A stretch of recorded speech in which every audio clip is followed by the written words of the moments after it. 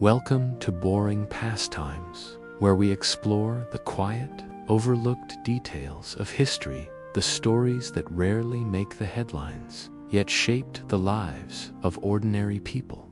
Tonight, we journey into the Ottoman Empire, into steamy bathhouses, silent scribes, and gardens tended with patient hands. Here, in the calm rhythm of daily life, we uncover the routines, the labor, and the small details that held an empire together. So settle in, close your eyes if you wish, and let the hum of history guide you into a slow, soothing exploration of the past. Story 1. The day a Polynesian canoe found new stars to navigate by. Imagine yourself standing on a shore somewhere in the scattered islands of Polynesia. Many centuries ago, long before the world was mapped by European cartographers, the air is heavy with salt and sun, and the sea spreads outward in an unbroken field of blue. It is here, in this quiet immensity, that people once took canoes beyond sight of land, depending only on memory, the stars, and the roll of the waves to tell them where they were. Polynesian voyaging, when reduced to its everyday details, can sound uneventful. The paddles must be inspected, the sails mended, the ropes coiled neatly so they do not rot in the salt air. The canoe itself is a craft of patience. Two long hulls lashed together, wood softened by oil, joints bound with cord. No metal nails to be found. The lashings must be checked again and again. For one frayed rope could mean disaster hundreds of miles from shore, and yet those ropes were the quiet threads of survival. On land, men and women spent long afternoons braiding fibers from coconut husks into lines strong enough to hold the canoe together. The process was monotonous. Beating, soaking, twisting, drying. But without it, no canoe would hold. A day spent making rope was as important to the discovery of islands as the night spent watching the stars. As the canoe pushed out into the ocean, navigation began not with a map, but with the body. The navigator lay down in the hull to feel the swell of the sea. Waves came in steady patterns, shaped by distant winds, and the roll beneath the canoe could tell direction. A north swell pushed against the ribs differently than an east swell. When two swells crossed, the navigator knew where he was in relation to unseen islands. This skill took years to learn, passed on in stories and chants, never written down. It may feel tedious to imagine night after night of lying awake, memorizing how the stars rose at slightly different points on the horizon. But such tedium was the scaffolding of great journeys. A child might be asked to sit quietly for an hour, watching the star Sirius climb upward, then to recite where it touched the horizon. Later, he would be asked to watch how far it drifted from a palm tree, or how quickly it slid behind a ridge. Each detail was a small, unremarkable note, but together they built a map written in the sky. Supplies were measured with equal care. Dried breadfruit, taro, coconuts, and gourds of fresh water were stowed with precision. Each man knew how much he could drink in a day, and each measure had to last. The breadfruit was wrapped in leaves to slow decay. Some gourds were sealed with a plug of wood and taro leaves to prevent leaks. These were not glamorous tasks. They were more like the chores of a careful household, except that here the household floated far from any shore. The canoe was not only a vessel, but a community. At night, men told stories, not to pass time idly, but to keep memory alive. Genealogies were recited in detail, names of ancestors repeated like beads on a string. Alongside them, the names of islands, birds, and stars were woven into chants. The story of a hero's journey was also a map, and the song of a god's pursuit might double as a reminder of which constellation rose in which season. To remember was to survive. The ocean itself provided constant lessons. Flying fish leaped into the canoe at night, their silver bodies glistening in moonlight.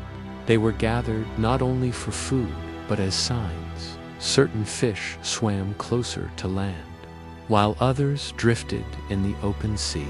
The sighting of a bird, the presence of a drifting log, the color of the water all were small details, each easy to overlook, but together they whispered of land unseen. Yet even with these details, the risk of losing one's path was always present. A storm could blot out the stars for days. Clouds could cover the horizon, making direction uncertain. The navigator, lying awake, had to recall every shift of swell and wind, holding the canoe's memory in his body. A lapse in attention could mean drifting endlessly. With no island ahead, you might imagine the silence on such a voyage. No engines, no instruments, only the creak of ropes, the slap of waves, and the occasional murmur of men checking the sail. Long hours would pass without event. The canoe moved steadily forward, a dot in the vast Pacific, guided by discipline more than by luck. And then, sometimes, the stars themselves would change. On one such voyage, perhaps centuries ago, a navigator noticed a star he had not been taught. It rose in a place unfamiliar, brighter than the surrounding ones. At first, he might have doubted his own eyes, but the star returned the next night and the next. Slowly, a new point of reference joined the navigator's mental map. Such a discovery was not announced with drama, but with quiet adjustment. Name another place to steer by. This is how knowledge expanded in the Pacific, not by sudden revelation, but by steady patience. New stars, new swells, new islands, each added into the web of memory. A voyage was not a leap into the unknown, but an accumulation of small, careful notes, taken not on parchment, but in the minds of navigators and the songs of their people. So, when a canoe found new stars, it did not mean a spectacular event of discovery, but rather the gradual acceptance of another guide in the sky, folded into the fabric of chance and lessons. It was an ordinary miracle, built on the quiet endurance of those who watched the horizon, night after night. And yet, one must wonder, when that first navigator noticed the unfamiliar star, did he tell it as a story to his companions, or did he keep it in silence, waiting to be sure? When a navigator added a new star to his memory, it was never done lightly. In Polynesian tradition, stars were not simply lights in the sky, but living companions. Each had a name, a family, a place in the order of the heavens. To steer by them was to trust them. A new star had to be tested, its rising and setting observed, its relation to familiar constellations measured. It might take seasons, even years, before the star became part of the formal teaching passed from master, navigator to apprentice. The training of navigators was itself an exercise in endurance. Boys chosen for the role might begin learning by sitting for long nights beside their elders, repeating chants until the rhythms of memory lodged permanently in their minds. Some chants were long lists of stars, arranged in the order they rose on the horizon.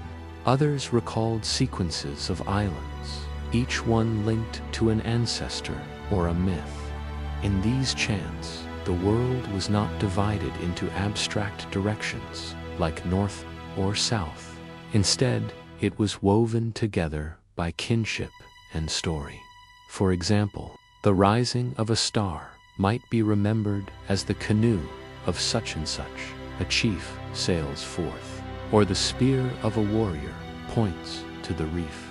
In this way, the navigator did not simply memorize positions. He lived among the stars as if they were relatives who came to visit, left, and then returned on schedule. To forget one's kin was unthinkable. So too was forgetting a star. The canoe itself reflected this same principle of memory and care. Every part of it was fashioned by hand, often over months of work. The timber might be selected from a breadfruit tree, felled in ceremony, and carefully carved. Canoe builders remembered which woods bent without cracking, which resins sealed against the sea. The work was repetitive chiseling, smoothing, lashing, but each stroke reinforced the shared knowledge that had carried canoes across thousands of miles. Once at sea, the canoe was a world in miniature. There were no walls, no rooms, only the open deck and the long hulls. Yet everyone had their place. One man tended the sail, another bailed water. Food was rationed, not by strict command, but by shared understanding. A coconut might be divided evenly, the husk tossed into the sea, and the shell carefully set aside for later use as a container. Even waste was managed, for nothing could be spared. On long voyages, boredom itself was a challenge. Days might pass, with nothing visible but water. The men passed the time in conversation, in song, or simply in silence. Yet the navigator was never idle. Even while appearing to rest, he was listening to the shift of wind, the slap of a wave against the hull, the cry of a bird overhead. Small changes mattered. A bird flying at dawn might mean land within reach, for many seabirds roosted on islands and returned in the evening. A sudden change in watercolor could hint at reefs or shoals unseen. Night remained the greatest teacher. With the sun gone, the stars became a ceiling of signs. The navigator might sit quietly for hours, tracking the slow arc of one star toward the horizon, then glancing at another to confirm direction. Stars rose in different houses, imaginary positions on the horizon that served as cardinal points. A skilled navigator could imagine the canoe at the center of a dome, with stars marking every direction like invisible compasses. But what happened when a star appeared that was not on the list? Perhaps it rose slightly off from the place where a familiar star was expected, or perhaps it shone brighter than its neighbors. Such a moment could stir uncertainty. Had the navigator remembered wrongly? Was it a trick of the atmosphere, or was the sky itself offering a new companion? Tradition held that stars did not simply appear at random. Their paths were reliable, their presence stable. To accept a new star was to accept that one's knowledge was incomplete. For an apprentice, this might be troubling. For a master, it was an opportunity. Each new detail made the web of memory stronger, and so careful notes were taken not on paper, but in repeated nightly observation. The process was slow, even tedious. Night after night, the navigator watched. Was the new star steady, or did it wander? Did it rise in the same place, or drift along the horizon? How did it align with the swells beneath the canoe? Could it serve as a backup if clouds covered the better-known stars? Each answer required patience. Meanwhile, life aboard the canoe continued in its rhythm. Nets were lowered to catch fish, and lines were set with bone hooks. Some nights, flying fish leaped into the hulls, a gift of the sea. The catch was divided fairly, roasted or dried for storage. Every action was measured, not rushed, for waste meant danger. In this way, the monotony of survival created space for careful observation.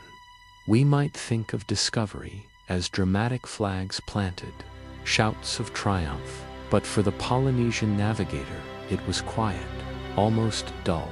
A new star was noted in silence, tested with endurance, then folded into the chance of knowledge. The star might not even receive a formal name until years later, after repeated voyages confirmed its place. In this way, knowledge spread not as sudden revelation, but as a slow tide, rising inch by inch. When we think of the Pacific today, we often picture vast emptiness. But for the navigators, the ocean was crowded with stars above, swells below, birds in the air, and fish in the water. Every detail filled the memory. Every sign added weight to the decision of where to steer. To ignore these details would be like ignoring the walls and doors of one's own house. The ocean was not a void, but a home furnished with landmarks, invisible to outsiders. And yet, despite this richness, doubt always lingered. To rely on memory was to risk error. What if the star was misjudged? What if the swell shifted unexpectedly? What if land failed to appear where it was supposed to? These questions haunted every voyage, not as moments of crisis, but as a constant undercurrent. Each decision was made with care, each new star accepted with caution. So when a canoe found new stars to navigate by, it was not simply a matter of sighting something unfamiliar. It was a matter of testing, remembering, and teaching until the star became part of the larger order. Only then could it be trusted. Only then could it guide in this sense. Discovery was not a moment, but a process, slow, repetitive, patient. It was like braiding a rope. Each fiber alone was fragile, but together they held the canoe across the sea. And still one must wonder, how did the first navigator decide when the testing was done? At what point did a strange star stop being a curiosity and start being a companion? At sea, certainty came not in sudden bursts, but in the slow accumulation of small confirmations. A bird flying out at dawn and returning at dusk, the faint smell of vegetation carried on the wind, or a subtle shift in the color of the water each, was a sign that the voyage had not been in vain. When a navigator had tested a new star long enough to trust it, the reward was not a grand discovery shouted to the heavens. It was this: the canoe continued on course, and at last land appeared, where the memory said it would. Imagine the moment: a shadow on the horizon, barely distinguishable at first.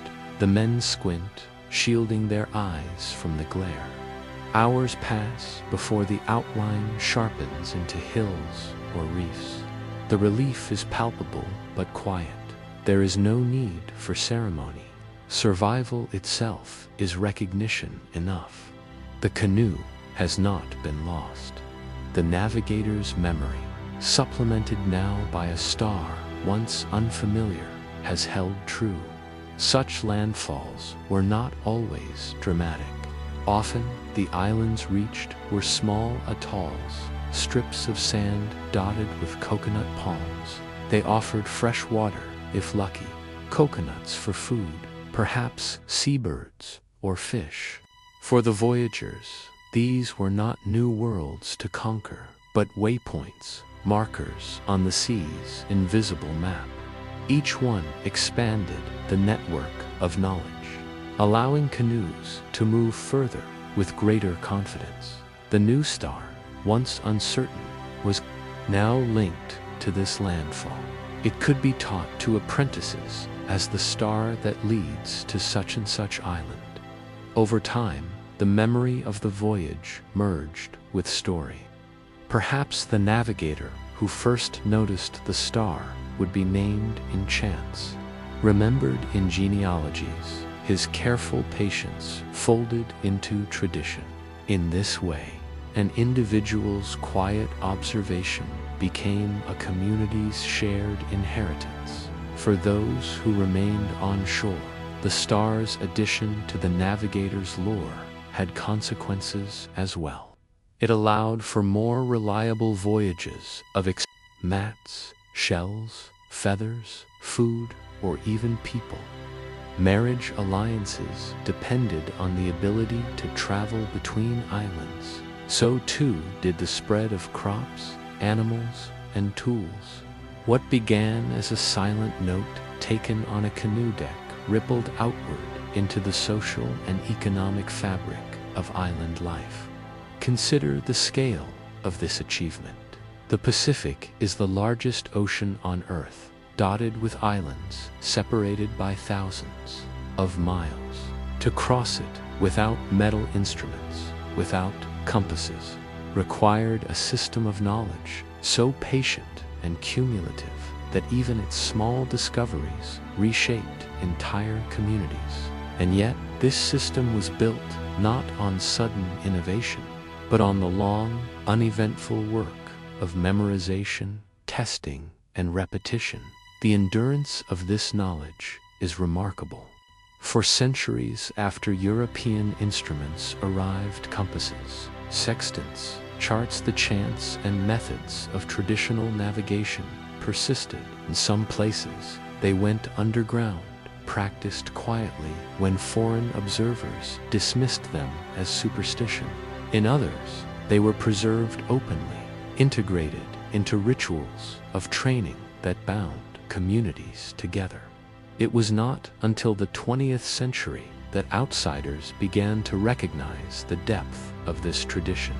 Navigators like Mo Pialug of demonstrated before skeptical eyes that it was still possible to sail hundreds of miles, guided only by stars, swells, and memory.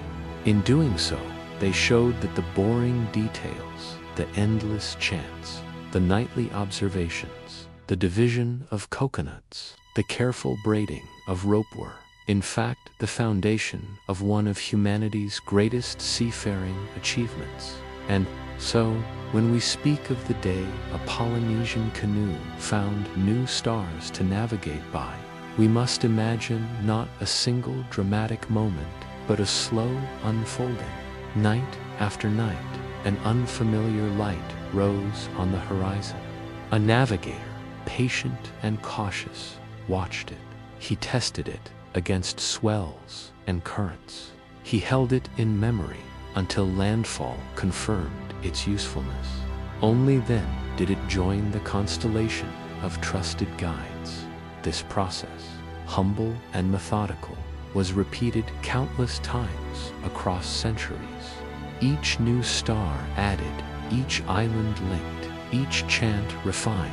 These were the bricks of an invisible architecture stretching across the Pacific. But you might picture the navigator at the end of such a voyage. The canoe has landed, the supplies are emptied, the men stretch their legs on firm ground. The navigator, perhaps, sits quietly by himself, watching the same star that guided him at sea. He does not need to speak of it. The canoe's arrival is proof enough. In his memory, the star has a place now. It will remain there long after his own life, carried forward in the voices of apprentices, sung in the rhythms of chants, and taught on future voyages This is how human history often advances, not in grand leaps, but in quiet steps, each one built on patience, observation, and the willingness to notice what others might ignore. And so the question lingers: how many stars, quietly adopted into memory, have shaped the paths of human survival without ever being recorded in books? Story 2: Gardens, Fountains, and the Silent Work of Ottoman Gardeners before the visitor reached the tiled walls of an Ottoman palace, a mosque, or a medrese. There was often a threshold of green goo. Did not simply walk from the dusty street into marble halls. Instead, you passed through gardens, ordered spaces where water, stone, and plant life mingled in deliberate calm. These were not wild gardens, nor private corners of relaxation in the sense we might imagine today. They were carefully arranged expressions of order, responsibility, and maintenance. The Ottoman garden was not the product of spontaneous beauty, but of endless routine. Every plant was placed with intent.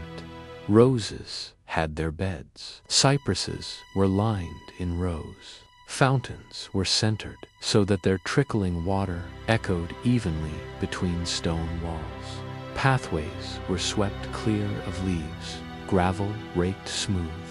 The work of the gardener was not to invent, but to maintain each day, returning the garden to a state of order against the creeping insistence of nature.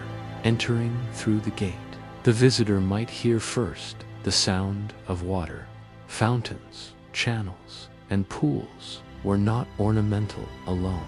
They were statements. In a world where summer heat pressed down with relentless weight, running water signaled control. It was both practical, cooling the air, irrigating bed sand, symbolic, echoing the Quranic descriptions of paradise as gardens beneath which rivers flow. Yet fountains did not flow by themselves. Someone had to clean them, to ensure the channels were not clogged with fallen petals or drifting dust. The gardeners, or bostanks, were not visible in grand ceremonies. They were often silent figures in the background, bending to trim hedges, carrying watering cans, or adjusting the position of flower pots. Their duties required constant attention. Roses had to be pruned at the right time. Tulip bulbs carefully stored through the winter and replanted at the first sign of spring. The rhythm of their work followed the seasons, digging, planting, pruning, sweeping, repeating. For the Ottoman elite, the garden was a stage as much as a retreat. Ambassadors were sometimes received in open courtyards where blossoms framed the conversation. Fountains provided a background of sound, and ordered rows of trees emphasized stability and prosperity. To host such meetings in a space weeds sprouted or water stagnated would have been unthinkable. Thus, the invisible labor of gardeners became part of diplomacy itself. Though their names rarely appear in records, yet behind the order there was monotony. Imagine a gardener in early spring, crouched in a bed of damp earth, pressing bulbs into the soil one by one. Each tulip, destined to open for only a brief season, demanded the same careful placement. Hundreds, even thousands, might be planted. This way, later, when they bloomed, the sight would be magnificent, a sea of colors spreading beneath the palace walls. But the gardener's back would remember the repetition long after the flowers faded. The tulip, in particular, held a special place in Ottoman culture. By the 17th century, it had become more than a flower. It was a motif on tiles, fabrics, and manuscripts, a symbol of refinement and imperial elegance. But before a tulip could appear in art, it had to be nurtured in soil. Bulbs were dug up, dried, catalogued, and exchanged among collectors. Some were so prized that they were given names as though they were treasured animals. The gardener was the quiet custodian of this obsession, ensuring that bulbs were not lost, mislabeled, or rotted through neglect. The order of gardens extended beyond plants. Paths were raked into patterns, gravel spread evenly so that footsteps crunched with uniform sound. Fallen leaves were collected daily, not left to decay in corners. Even the shade of cypress trees required attention.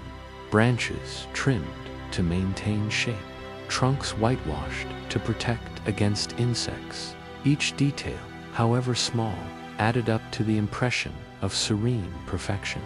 Visitors often remarked on this serenity. To stroll through a palace garden was to step into a world where time seemed slower, where the outside noise of markets and streets faded into the background. Yet serenity was not the absence of labor, it was its product. Someone had risen before dawn to water the beds. Someone had carried fresh soil from the outskirts of the city. Someone had cleaned the fountain basin so that its surface reflected clearly the gardener's quarters. By contrast, were simple. Small rooms near the outer walls housed them, with tools stacked neatly: hose, shovels, shears, watering cans. Records suggest that the bostanks were often organized, almost like a corps, with ranks and responsibilities, sometimes even drawn from unusual backgrounds. Some were former slaves, others soldiers reassigned to quieter duties. Their labor bound them to the palace, invisible yet indispensable. Water management was among their most demanding tasks. Channels and aqueducts brought water into the city, but it had to be distributed carefully. A blockage upstream could mean dry fountains and wilted beds. Thus, gardeners became part engineers, inspecting channels, clearing debris, patching leaks. This work was rarely noticed unless it failed when a fountain ceased to flow or a bed of roses withered. In such moments, the fault was obvious, though the hours of preventive labor rarely earned comment. At times, festivals or ceremonies transformed the gardens into places of spectacle. During the spring festival of tulips, lanterns might be hung among the blossoms, casting light on rows of flowers as musicians played. Guests marveled, writing accounts of the beauty. Yet the lanterns did not hang themselves. The blossoms did not appear overnight. Behind the scenes, gardeners had labored for weeks to prepare. Their routine stretched to match the scale of celebration. To maintain the illusion of effortless beauty required endless repetition. Sweep, prune, water, dig, each action forgotten by those who strolled among the results. And yet, through this quiet persistence, the Ottoman garden became a space of meaning, political, cultural, and spiritual. You might pause to wonder, as a gardener bent once more to sweep the same path cleared the day before, did he ever reflect on the visitors admiring the order he created?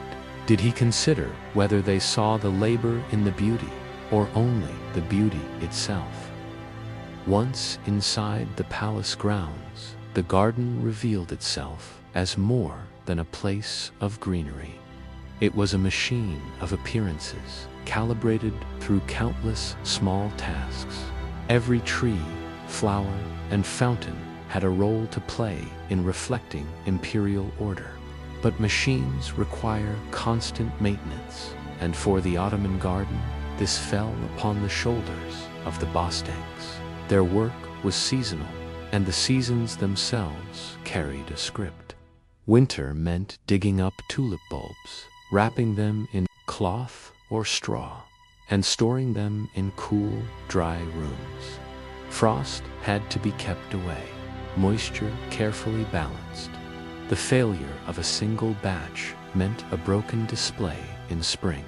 The gardeners knew this, not as theory, but through repetition, season after season, adjusting their methods to protect what could not protect itself. Spring demanded the greatest labor. Bulbs were replanted, rose beds turned, fountains tested, and pathways cleared of the debris winter had left behind. Soil was brought in from fertile areas outside the city, carted through narrow streets, and spread by hand. Each load of soil was heavy, each path long, but without it, the flowers would falter. When tulips finally burst into bloom, dignitaries might marvel at their colors. Poets might compose verses about their elegance. But the gardeners, who had bent their backs beneath sacks of soil, saw something else. The memory of work, now hidden beneath blossoms. Summer shifted the focus to water. The sun pressed hard against stone and earth, drying beds quickly. Gardeners carried watering cans from cisterns, balanced them carefully, and tipped them in measured amounts at the base of plants. Too much water rotted roots, too little withered leaves. The work had to be repeated daily, even hourly, in the hottest spells. No display of elegance could survive neglect in summer. Autumn brought pruning and preparation. Trees were trimmed, hedges shaped, dry branches gathered and burned. Fallen leaves filled corners of paths, requiring constant sweeping. To let them lie would have meant disorder, a garden slipping into wilderness. The sound of brooms scraping gravel became the season's background, a rhythm of containment. Through all this, fountains demanded constant attention. Their basins collected silt, petals, and dust, and had to be cleaned regularly. Algae grew quickly in still water, requiring scrubbing of stone surfaces, pipes, and channels. Some stretching from aqueducts miles away were inspected for leaks. Water was both the heart and the hazard of the garden, life-giving when controlled, destructive when left unchecked. Festivals tested this system most of all. When the sultans of the tulip era, early 18th century, hosted grand celebrations, the gardens became stages of spectacle. Rows of lanterns illuminated tulip beds at night, casting their colors into surreal brilliance. Fountains were made to spray higher, lights reflected in their droplets. Musicians played in pavilions, while courtiers walked among the blossoms. Foreign visitors wrote astonished accounts of the beauty. But behind every lantern was a gardener. Who had hung it? Behind every illuminated tulip bed was someone who had bent for hours to tend it. The gardeners themselves often remained invisible, slipping into the background as the festival unfolded. Their satisfaction was not in recognition, but in function, the knowledge that the garden held together under strain. The garden was also a political space. To walk a visiting ambassador through ordered rows of flowers was to demonstrate the empire's power over nature, its ability to impose harmony where chaos might otherwise reign. A garden in disarray would have suggested weakness. Thus, the labor of gardeners was indirectly tied to diplomacy. Even though their hands never signed treaties, their responsibilities extended beyond the palace walls. Some bostanks were stationed along the Bosphorus, tending waterside gardens where the Sultan's boats might pass. Others managed orchards or vegetable plots, supplying food.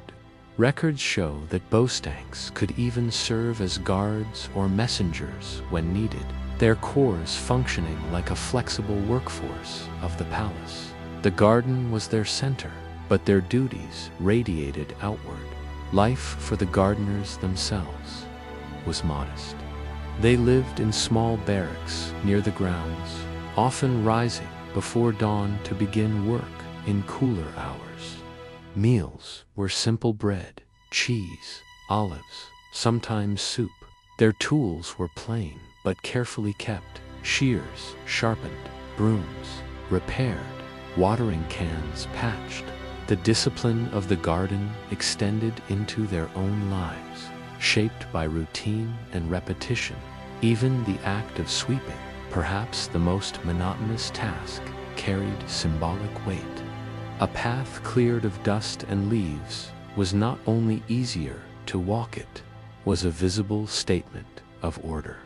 Visitors might not consciously notice the absence of debris, but they would feel the impression of thus. Hours of sweeping were folded into the broader impression of imperial dignity. The gardeners' anonymity was part of the design. Their names rarely appear in chronicles. They were meant to be invisible, their work seen, but not their presence. In this invisibility lay both obscurity and security. They were protected from the scrutiny of history, but also denied its recognition. Yet, invisibility does not mean insignificance. Without their daily labor, fountains would run dry, roses wither, tulips rot, and ceremonies falter. The very image of Ottoman order rested on the hidden rhythm of maintenance.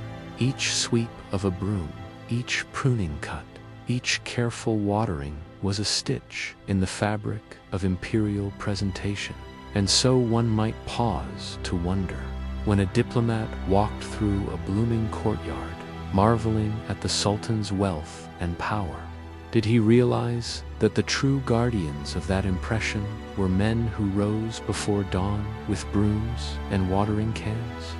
By the time the Ottoman Empire entered its later centuries, the palace gardens had already seen generations of gardeners pass through their gates, each one bent to the same tasks: sweeping paths, pruning trees, watering beds, cleaning fountains. None of these men could have claimed fame for their work, but together they sustained a tradition that defined how the empire saw itself and how it wished to be seen. Gardens were never permanent. Plants withered, blossoms faded, trees grew too tall or too old and had to be replaced. Every season required renewal. What gave the Ottoman garden its sense of continuity was not the permanence of its plants, but the constancy of its maintenance. The Bostanks were the keepers of this continuity, guardians not of monuments carved in stone, but of fragile arrangements that needed daily care as centuries turned. Tastes shifted. Tulips, once the obsession of the tulip era, fell from their pedestal after economic and political upheaval in the 18th century. Other flowers came to prominence, yet the rhythms of maintenance continued much the same. Even when fashions changed, the need to prune, to water, to sweep never vanished. The empire's visual language might evolve, but its dependence on invisible labor remained. In many ways, the garden mirrored the empire itself, vast, diverse, always needing careful balance. Just as governors and officials were tasked with maintaining order across provinces, the gardeners preserved order within walls of green. And just as imperial power could unravel when balance was neglected, so too could a garden slip into decay without daily vigilance. Travelers often recorded their impressions of Ottoman gardens, noting their fountains, shaded walks, and ordered beds. Rarely did they mention the gardeners themselves. To outsiders, the beauty appeared effortless, as though nature itself had chosen to arrange flowers in pleasing rows and water to flow cleanly through marble channels. Yet the very effort to conceal labor was itself a form of artistry. A garden was one where the gardener disappeared into his work, leaving only the illusion of harmony. When the empire declined in the 19th century and new tastes for European-style landscaping arrived, many older gardens were redesigned or abandoned.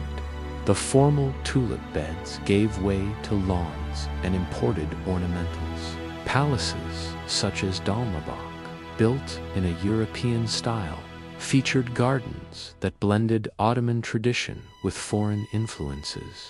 Still, the core tasks of maintenance remained unchanged. Someone still had to sweep the gravel, trim the hedges, and clear the fountains.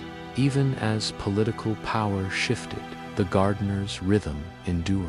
In this sense, their legacy was not tied to imperial grandeur, but to persistence itself. The Bostanks became symbols of continuity across change, their routines binding past and present together. A fountain might be repurposed, a bed replanted, but the unseen hand of the gardener still shaped the visitor's experience today. Fragments of this legacy survive in Istanbul's surviving palace garden's top copy, Yıldız, Dolmabach. Visitors walk shaded paths, admire restored flower beds, or listen to the splash of cleaned fountains. They may not think of the generations of gardeners whose monotony made such beauty possible. Yet in every swept path and pruned tree, the echo of their work lingers. The Ottomans called their elite palace gardeners bostank, a word that simply means gardener, but carried layers of responsibility. These men were at once caretakers of beauty, providers of food from orchards, and sometimes even guards at the palace gates.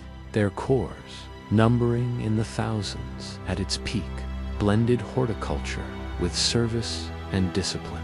Unlike architects or poets, their names did not survive in history books. Yet without them, the image of imperial order could not have been sustained. A garden's silence is deceptive. Beneath it lies the sound of endless labor, the scrape of rakes, the splash of water, the thud of earth packed around roots. To walk through the calm shade of cypresses was to walk through the accumulation of countless such sounds, all of them fading as quickly as they were made. It is easy to think of history as grand events, battles, treaties, reigns of sultans.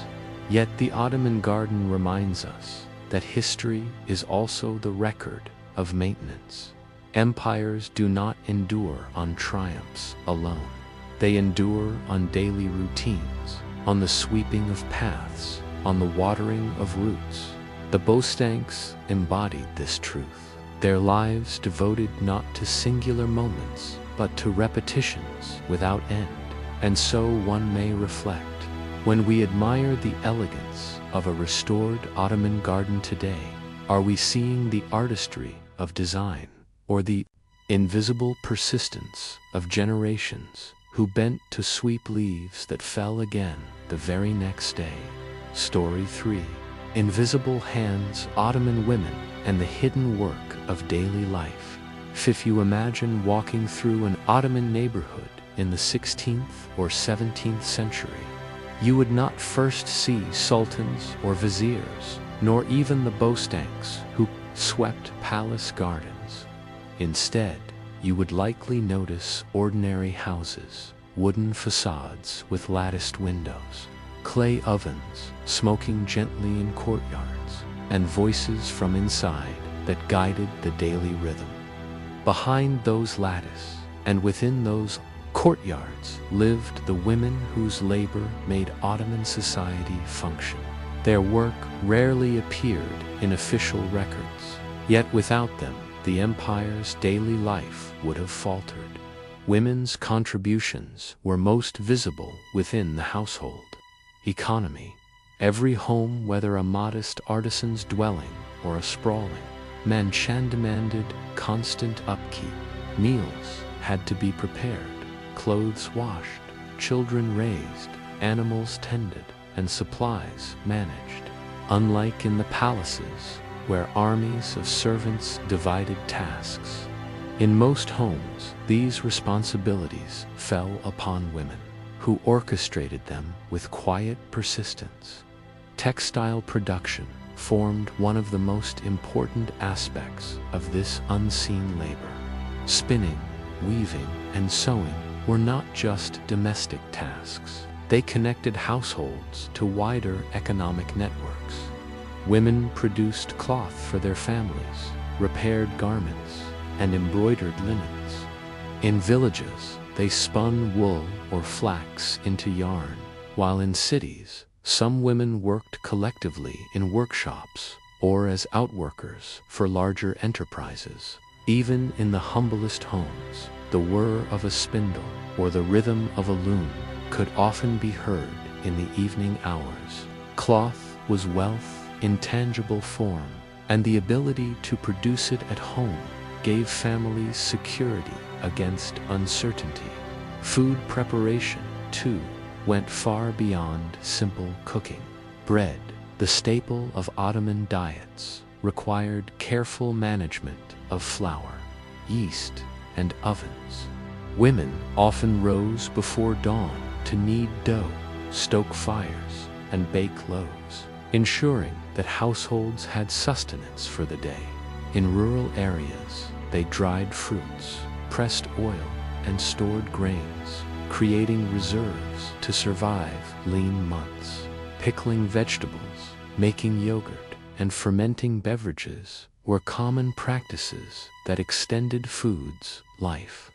These tasks required not only physical labor, but also intimate knowledge of seasonal cycles and preservation techniques. Water, essential for both cooking and cleanliness, was not always easily accessible. In many towns and villages, women walked daily to fountains or wells, balancing pitchers on their shoulders. The act of fetching water became both a physical necessity and a social ritual, a moment when women exchanged news, advice, and quiet solidarity. These small gatherings at the fountain represented networks of mutual aid, often overlooked in written sources, but vital for community cohesion. Child rearing added another layer of responsibility. Infants required constant care, and older children were guided in religious practices, household skills, and moral behavior. Women taught prayers, supervised schooling when available, and introduced young girls to the arts of sewing, cooking, and managing a household. In effect, the household functioned as both school and workplace, with women as its central instructors. Healthcare, too often, began at home. Before doctors could be summoned, it was women who prepared herbal remedies, applied poultices, or cared for the sick with knowledge passed down through generations. Midwives, in particular, held crucial roles in both urban and rural life. They assisted in childbirth, offered advice on fertility, and guided women through the uncertainties of pregnancy and infant care. These midwives formed a bridge between household knowledge and community health, their experience trusted in ways that official physicians were not. All this labor was rarely recorded in tax registers or chronicles, yet it underpinned the stability of families and, by extension, the empire itself. The Ottoman household was not just a private sphere, but also an economic unit. A family's ability to produce, preserve, and manage resources determined whether they could pay taxes, support soldiers, or contribute to markets. In this sense, women's hidden work became part of the empire's fiscal backbone, though few officials acknowledged it. The invisibility of women's labor was not accidental. Ottoman society, like many others, prized modesty and discretion for women. Records often referred to them indirectly, if at all. Court registers might mention the wife of so-and-so or the daughter of such-and-such, without names.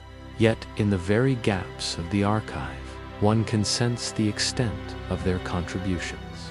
For example, when widows appeared in court to defend property or claim inheritance, it became clear that women managed assets, collected rents, and ensured the survival of households in men's absence. The silence of the records contrasts sharply with the noise of daily life. Imagine the sounds inside an Ottoman courtyard, the scraping of a mortar as spices were ground, the thump of weaving looms, the crackle of firewood, the laughter of children, the quiet murmur of women exchanging advice. Each sound represented tasks that were both repetitive and essential.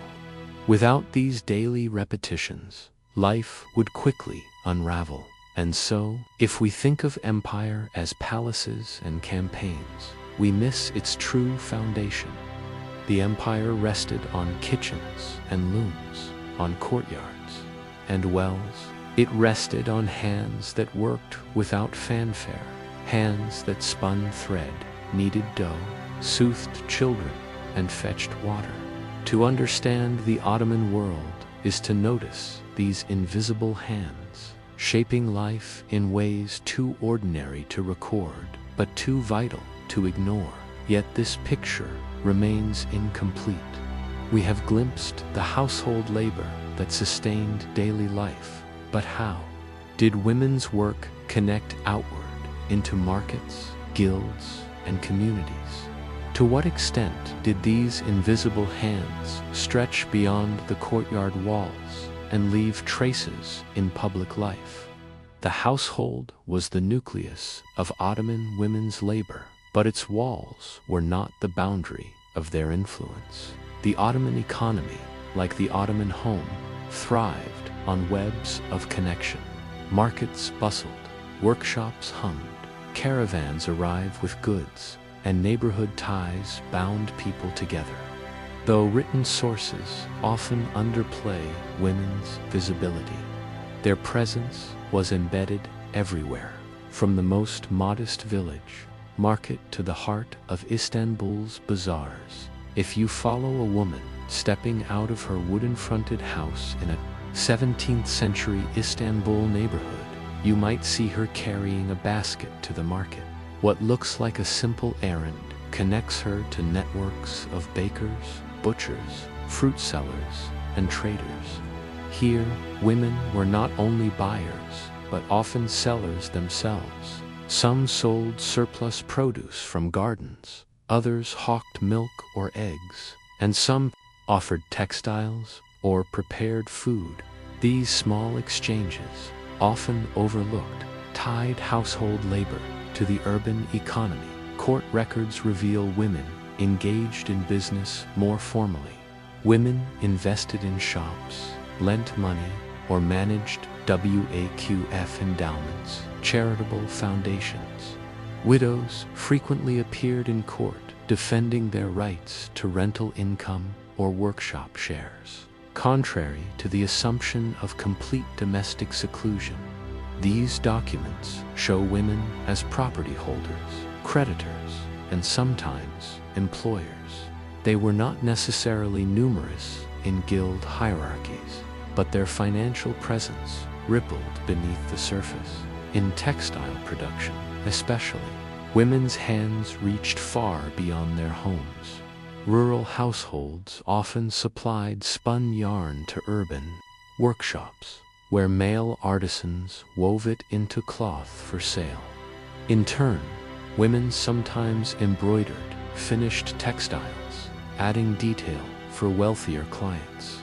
Some households specialized in producing dowry items, embroidered sheets, woven carpets, delicate laced, that could also circulate as trade goods. The dowry, while private in purpose, intersected with the market in its demand for materials and its display of skill. In villages, women worked in agricultural production. They weeded fields, harvested grain, collected olives, and tended livestock. Surplus produce flowed into local markets, often carried there directly by women.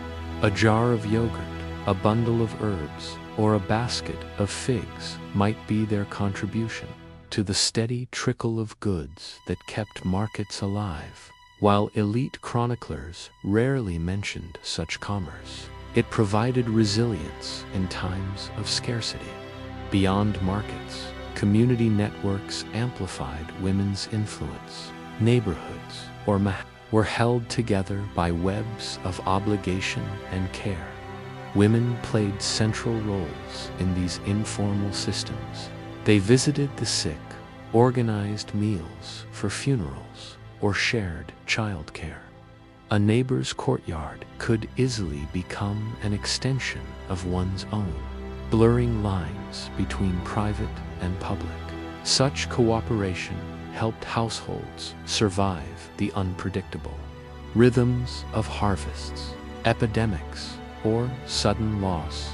Midwives offer a striking example of women's embedded authority. Their work went beyond births. They advised on fertility, mediated disputes among women, and often acted as witnesses in court cases. Trusted for their discretion, midwives became repositories of both medical and social knowledge in a society where male physicians were often less accessible. Midwives embodied a form of community resilience.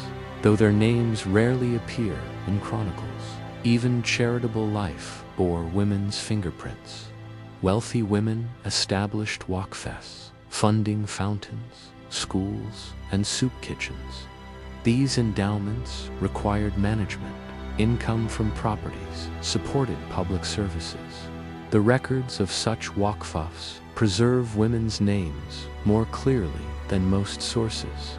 A fountain on a dusty street or a modest soup kitchen serving travelers might owe its existence to the foresight of a woman who converted her property into a charitable trust.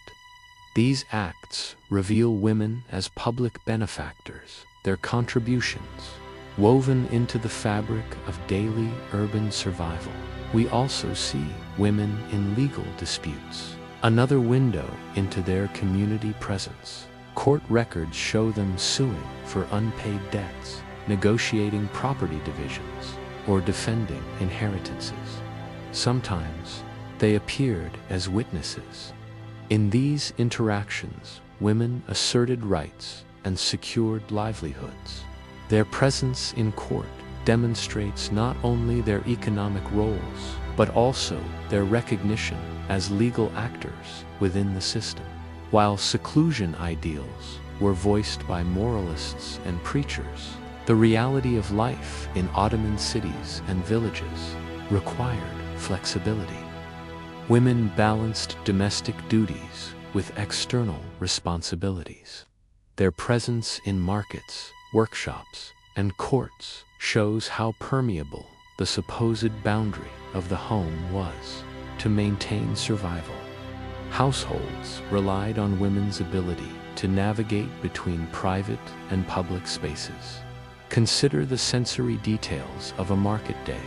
The air fills with the cries of vendors, the scent of spices, the clatter of copper pots.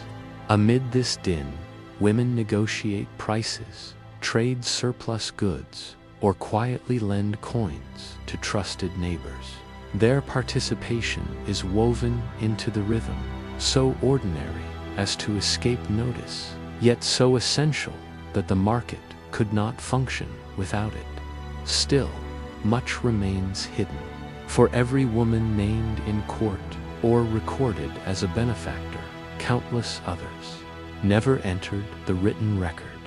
Their lives remain glimpsed only in the residue of objects, embroidered dowries, worn cooking pots, repaired garments that testify to unrecorded labor. History's silence is not absence, but an accumulation of tasks so repetitive and ordinary that chroniclers considered them unworthy of ink. And so we return to a question. If women's economic presence threaded through markets, courts, and neighborhoods, how did these invisible hands shape resilience during moments of crisis, when plague struck, when wars disrupted trade, or when harvests failed? The Ottoman Empire was no stranger to disruption. Wars strained resources, epidemics swept through crowded quarters, fires consumed neighborhoods, and sudden shortages unsettled the price of bread. In each of these moments, survival required quiet adaptation, and once again, women's hidden labor stood at the center of these strategies, shaping resilience in ways rarely noted by chroniclers. Consider plague, which struck Ottoman cities repeatedly from the 15th through the 19th centuries. When disease crept through Istanbul's narrow streets, daily rhythms shifted. Shops closed, travelers avoided caravanserais, and fear hung over the fountains where neighbors fetched water. Yet, within homes, women carried the work of care. They nursed the sick, prepared remedies, and buried the dead. Midwives, so often associated with birth, also dealt with death, tending to women who perished in childbirth, or to infants who did not survive. These acts of intimate care rarely left a written trace, but they shaped how communities endured epidemics. Food shortages posed another recurring threat. Grain was the lifeblood of the empire, and when harvests failed or military campaigns disrupted supply lines, bread became scarce. Women responded with strategies of substitution and preservation. They stretched flour with barley or chestnut meal, revived stale bread with broths, and relied on pickled vegetables, dried fruits, or legumes stored for lean times. Their ingenuity allowed households to endure without descending into famine. These adaptations, repetitive, improvisational, were survival skills carried across generations. Fires were a constant hazard in Ottoman wooden cities. Entire neighborhoods could be consumed in a night. In the aftermath, it was often women who reassembled domestic life amid ruins. They salvaged what they could, rebuilt kitchens, and re-established the routines of cooking and childcare that restored a sense of normalcy. Even in displacement, women recreated the rhythms of home, their work stitching stability back into fractured communities. Wars, too, reshaped households. Men conscripted for campaigns left women to manage farms, workshops, and finances in their absence. Widows of soldiers had to sustain households alone, sometimes appearing in court to secure pensions or claim inheritances. Women adapted by taking on roles not usually associated with them in peacetime, negotiating contracts, running small businesses, or leaning on networks of neighbors and kin. While officials spoke of the empire's resilience, in reality, it was these small acts of management that ensured families endured disruption. Religion and ritual also provided tools of resilience. Women organized prayer gatherings, prepared food for communal charity, and participated in religious festivals that reaffirmed solidarity in troubled times. A widow's donation of bread, a mother's vow fulfilled at a shrine, or a midwife's whispered prayer at a birth carried meaning beyond the individual act. These rituals wove survival strategies into the fabric of faith, giving disruption a framework of endurance. The legacy of this invisible labor outlasted the empire itself. In modern Turkey and across former Ottoman lands, echoes of these practices persist. Women still gather at fountains or taps to exchange news, still rely on recipes for preserved foods handed down across centuries, still take leading roles in rituals of birth, marriage, and death. While the empire collapsed in the early 20th century, the structures of daily life that women sustained proved remarkably durable in archives and monuments. The sultans dominate. Their names adorn mosques, bridges, and decrees. Yet the persistence of Ottoman culture owes just as much to the women who maintained households through war, plague, and scarcity. Their stories are not written in stone, but in repetition, kneading, weaving, nursing, teaching. Without them, the empire's grandeur would have had no foundation. Imagine standing today in an Istanbul street lined with restored Ottoman houses. The wooden facades gleam with paint, the cobblestones are neat, and tourists pass with cameras. What you cannot see are the invisible hands that once moved within those houses. A woman stirring a pot over a clay oven, another spinning thread by lamplight, another soothing a feverish child. These hands left no signature, yet they shaped survival as profoundly as any decree of a sultan. And so one wonders, when we think of history as the deeds of rulers, what do we lose by overlooking the hands that worked in silence, the hands that bent not toward conquest but toward survival? Might history itself be incomplete without the quiet imprint of those who left no name? Story 4. Bathhouses and Steam. The Social Life of Ottoman Hammams. Section 1. Water, Stone, and Ritual Cleansing, 1,500 to 2,000 words. If you follow the sound of splashing water and the faint scent of soap through the narrow lanes of an Ottoman city, you might find yourself standing before the arched doorway of a hammam. The building itself looks modest from the outside, its domed roof pocked with small glass windows. Step inside, however, and you enter a world of steam, ritual, and quiet sociability that defined daily life for centuries. The hammam, or bathhouse, was more than a place to wash. It was a cornerstone of Ottoman social and cultural life, deeply tied to religion, hygiene, and community. Islam emphasized cleanliness, requiring ritual ablutions before prayer. Yet the hammam went far beyond these small acts of washing. It provided full immersion in water and steam, a purification of body and, symbolically, of soul. To live in an Ottoman city was to live within reach of a hammam, and to visit regularly was as ordinary as fetching bread from the bakery.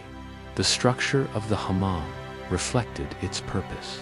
Passing through the entrance, you entered the or cool room, often lined with benches and cubicles where visitors undressed. This was a space of transition, where clothes were left behind, replaced by thin cotton wraps known as pes. From here, bathers moved into the ilakluk, or warm room, a chamber where air grew moist and anticipation built. Finally came the harem, the hot room, usually crowned with a great dome pierced by small circular windows. Light filtered through these glass discs, scattering across rising steam and gleaming stone. In this room, the ritual of cleansing unfolded. Water flowed constantly. Basins carved of marble lined the walls, each fitted with taps that supplied both hot and cold water. Bathers mixed the flows to their liking, filling small bowls to pour over themselves. The sound of water steady, rhythmic created a background hum that blended with the low conversations of bathers. Steam softened the outlines of the room, turning marble into haze, blurring the line between body and architecture. At the center of the hot room stood the gagek tasi, the belly stone, a great heated slab of marble where bathers reclined to sweat. Attendants known as telaks, male or naders, female, offered scrubbing and massage. Using coarse mitts, they exfoliated skin with firm strokes, peeling away layers of dirt and fatigue. The process was not gentle, but it left the bather renewed, as though shedding not only dust but also weariness. Soap, often olive oil based, lathered thickly under attendants' hands. Clouds of foam-covered arms and legs, slipping away under streams of water. After scrubbing and rinsing, a bather might rest again on the warm stone, allowing heat to sink deep into muscles. The experience combined cleansing with relaxation, ritual with sensory pleasure. The hammam was also a deeply social place. While men and women bathed separately, either in different facilities or on alternating days, the space offered opportunities for gathering that went beyond hygiene. Women, in particular, used the hammam as a site of social life. Removed from the confines of the household, they could meet friends, exchange news, and even arrange marriages. The visit could last hours, stretching into an all-day event, accompanied by shared food and quiet celebration. Religious and life cycle rituals intersected with the hammam as well. Brides visited before their wedding. Mothers brought newborns. 4 symbolic baths and funerary rites included cleansing of the deceased. Each life passage carried with it a moment in the hammam, tying individual experience to communal ritual. Despite the seeming luxury of domed halls and flowing water, hammams were practical necessities. Few houses had facilities for full bathing. Water had to be carried, fires stoked, tubs filled. The hammam centralized these resources, making cleanliness accessible even to modest households. Its endurance across centuries stemmed from this practicality, even as it grew enmeshed in custom and ceremony. Walking into an Ottoman hammam, you would sense continuity stone worn smooth by centuries of footsteps, basins polished by countless hands, domes blackened faintly by lamps. Yet every visit was also immediate and intimate, tied to the rhythm of daily life. The hammam was at once eternal and ordinary, timeless and routine. And so, as you step back out into the cool evening air, you might ask, beyond cleansing and relaxation, what roles did hammams play in sustaining the social fabric of Ottoman communities? When you imagine the hot, misty air of an Ottoman hammam, it is tempting to think of it as merely a place of cleansing. Yet, for centuries, the hammam was equally a stage of community life.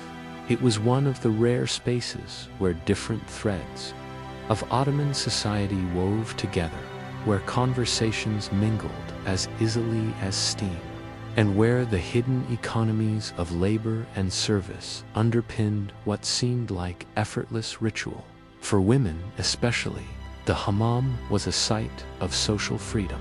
The household often enclosed their lives, but on bath day, doors opened into a wider world.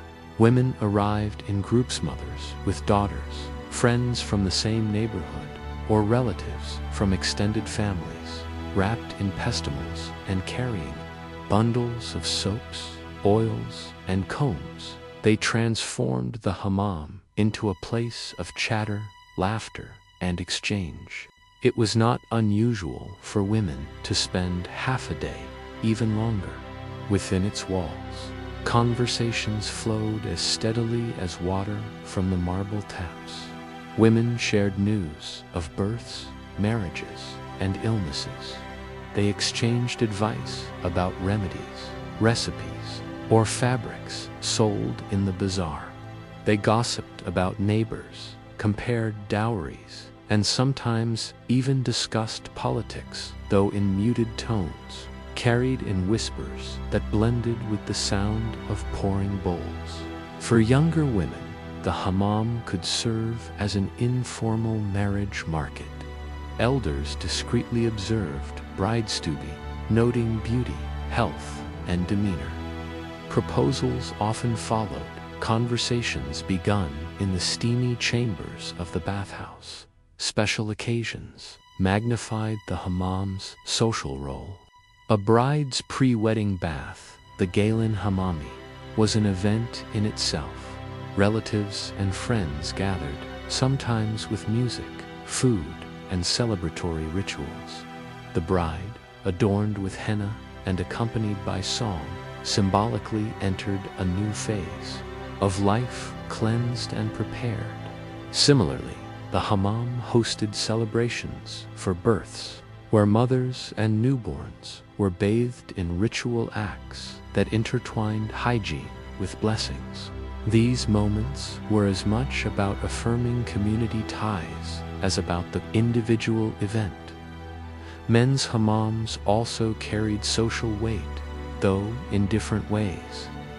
Merchants discussed business on the warm marble benches. Guild members strengthened bonds of fraternity. Politicians and intellectuals found discreet corners for conversations. While the hammam was not a coffee house or council hall, its atmosphere of relaxation created fertile ground for exchanges that bridged personal and professional life. Beneath this social fabric lay hidden economies.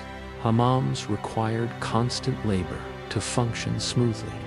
Attendants stoked furnaces, fetched water, cleaned basins, laundered towels, and scrubbed stones.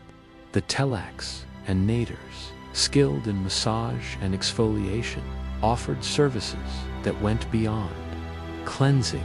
They provided a form of physical therapy, easing aching muscles, and often serving as confidants. Their income depended on tips as much as wages, weaving personal service into financial survival. Soap sellers, oil merchants, and textile vendors profited as well. Women often brought their own goods, but hammams also sold or rented supplies. Olive oil soaps, fragrant with herbs, were in steady demand. Pestimals, once worn thin, had to be replaced. Combs, henna, and perfumes circulated through hammam trade networks. In this way, the bathhouse linked directly to the broader economy of markets and artisans. Architecturally, hammams themselves were often sustained by charitable endowments or wukfes. A wealthy patrons, sometimes a sultan, sometimes a local notable, and quite often a woman of means might fund the construction of a hammam as part of a larger complex that included mosques, schools, or fountains. The income generated by the bathhouse then supported public works. Thus, when you poured water over your shoulders in a hammam, you were indirectly participating in a cycle that funded education, prayer, and charity. Yet, for ordinary bathers, what mattered most was the rhythm of gathering. The hammam provided not only cleanliness, but also belonging. To enter its warm air was to step into a familiar community space where isolation dissolved. Illness, grief, or anxiety often found quiet consolation here. in conversations softened by steam and by the physical care of attendants. The body was cleansed, yes, but the mind, too, was lightened. The hammam also revealed contrasts within Ottoman society. Wealthier patrons arrived with servants, expensive towels, and delicately scented soaps. Poorer women brought simpler bundles, perhaps only the bare essentials. Yet within the steamy chambers, distinctions blurred.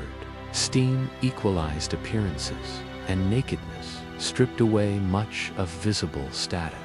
For a time, all bodies shared the same. Warmth poured water from the same marble basins and lay on the same heated stone. The sensory memory of the hammam lingers even now. The slap of water against marble, the echo of laughter beneath domes, the mingling sense of soap and steam. But beyond these sensations, its true legacy lies in how it nurtured invisible threads of community. It was here, in the damp air of the bathhouse, that friendships deepened, news traveled, and life's milestones found collective recognition. And yet, one might pause and ask, in a space so rooted in the cycles of daily and communal life, what happened when empires shifted, when modern plumbing arrived, and when new rhythms of hygiene transformed the necessity of the hammam? Did these steam-filled chambers fade quietly, or did they adapt to survive? The hammam, with its domed ceilings and heated marble, stood at the heart of Ottoman daily life for centuries. Yet no structure, no matter how deeply embedded in ritual, is immune to change.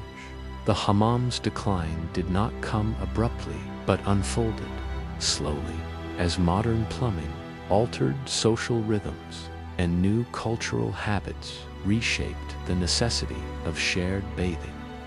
By the late 19th century, pipes began to deliver clean water directly into private homes in Ottoman cities. The rhythm of water shifted, no longer drawn from fountains or carried in pitchers. It now came from taps and filled basins in kitchens and washrooms. The hammam, once essential for cleanliness, was no longer the only option. Families who could afford it built private bathing rooms within their homes, small and efficient compared to the vast domes of the public hammam. The act of bathing turned inward, becoming quieter, more private, and less social. This technological shift coincided with cultural change. European influences spread through the empire in the 19th century. Hotels and embassies introduced modern bathrooms, and newspapers began publishing articles on hygiene that emphasized efficiency and privacy. The communal aspects of the hammam's chatter, its ceremonies, its long hours of bathing came to be regarded by some as old-fashioned, even wasteful. Among reform-minded elites, the hammam sometimes became a symbol of tradition that clashed with modernization. Economic realities also reshaped the hammam's fate. The upkeep of large bathhouses required steady income. Furnaces consumed enormous quantities of wood, which grew more expensive as urban populations expanded. Attendants, laundresses, and telecs needed wages. When fewer patrons arrived, revenues dwindled, and many hammams fell into disrepair. Roofs leaked, marble cracked, and once busy courtyards grew silent. Some closed entirely, while others survived only through charitable endowments, their income streams thinning as Ottoman wealth fractured under wars and political upheaval. Yet, decline did not mean disappearance. Hammams lingered, adapting where they could. Some remained active by tying themselves to tradition. Wedding baths, birth celebrations, and religious rituals continued to draw crowds even as daily visits waned. In smaller towns and villages, where plumbing arrived later, the hammam remained indispensable well into the 20th century. There, the ritual of weekly bathing carried on much as it had in the 17th century, unchanged beneath the domes. In other places, hammams reinvented themselves. In the early 20th century, a new clientele emerged: travelers. Guidebooks for European tourists to Istanbul and Anatolia recommended visiting hammams as a way to experience authentic Ottoman life.